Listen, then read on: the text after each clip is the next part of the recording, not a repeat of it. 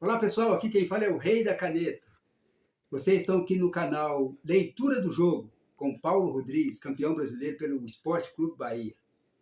Esse canal vai falar especificamente de futebol e principalmente da minha carreira, do início da minha carreira.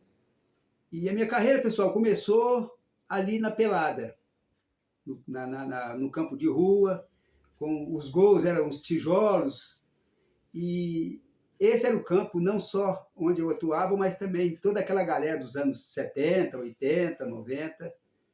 E foi ali que eu dei meus primeiros passos, com dificuldade, claro, mas foi ali que eu já fui aprendendo muita coisa.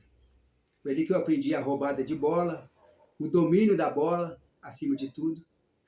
E vou contar para vocês aqui um pouquinho da minha história, do início de tudo isso.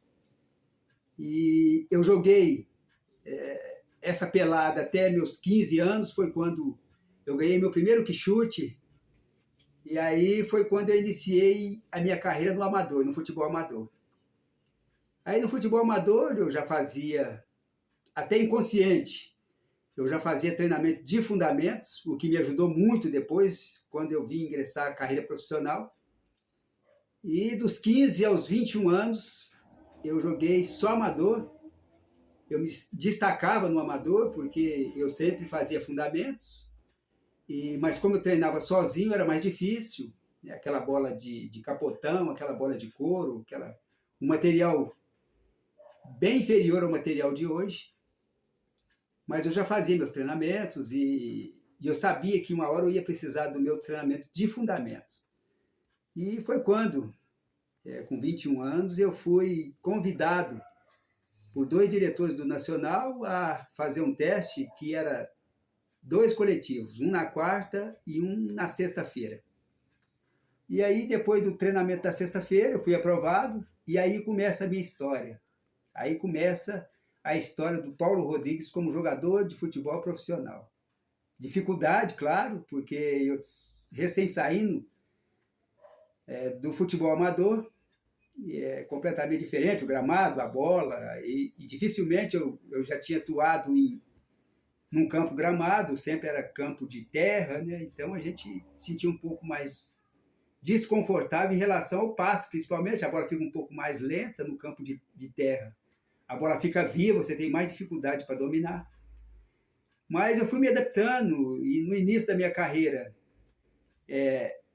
foi difícil porque eu comecei a minha carreira jogando como atacante, muita gente não sabe disso, e eu joguei no Nacional como centroavante, joguei como ponta esquerda.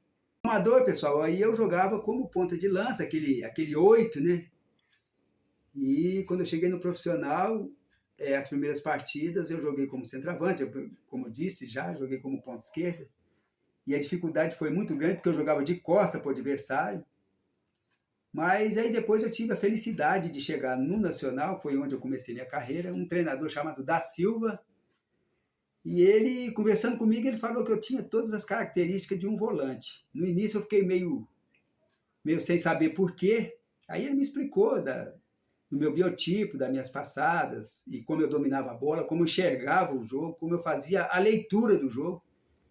E foi aí que eu comecei a treinar como volante, e meu desempenho como volante nos treinamentos já foi bom, e a partir daí comecei a jogar como volante.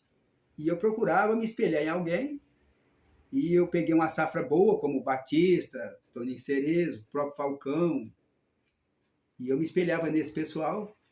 E aí, pessoal, que eu me tornei um dos principais ladrões de bola do Brasil. Fui aprendendo, fui assistindo jogos, e isso me ajudou bastante, e eu comecei a fazer também a minha própria leitura. Tanto é que a leitura de jogo que eu fazia, eu assisto o jogo minha vida inteira, e a gente não vê essa mesma leitura. Às vezes as pessoas me comparam com outros jogadores, mas às vezes tem o mesmo biotipo, mas a maneira de jogar, a maneira de posicionar o corpo, a maneira de posicionar dentro do campo é diferente, é completamente diferente. E a partir daí do Nacional, eu tive minha passagem pelo América, que não foi uma passagem muito boa, Mas foi uma passagem também de aprendizado, né? Uma passagem de foco, onde eu precisava me focar mais ainda, trabalhar mais. E foi quando eu me retornei ao Nacional e joguei mais 2 anos no Nacional, até minha saída para o Botafogo de Ribeirão Preto.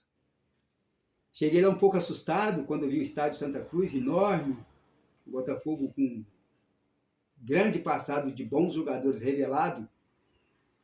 E eu peguei um grupo excelente, um grupo que me acolheu, que eu aprendi muito, e nós fizemos boas campanhas no Botafogo. E isso foi que me credenciou a minha ida para o Esporte Clube Bahia, o nosso esquadrão. E aí foi lá que eu tive a maior glória de ser campeão brasileiro, escolhido pela revista Placar como o melhor volante do Brasil. E isso, para mim, foi a glória, foi no ápice da minha carreira. Inclusive, já tinha quase como certa a minha convocação para a seleção brasileira, que acabou não acontecendo.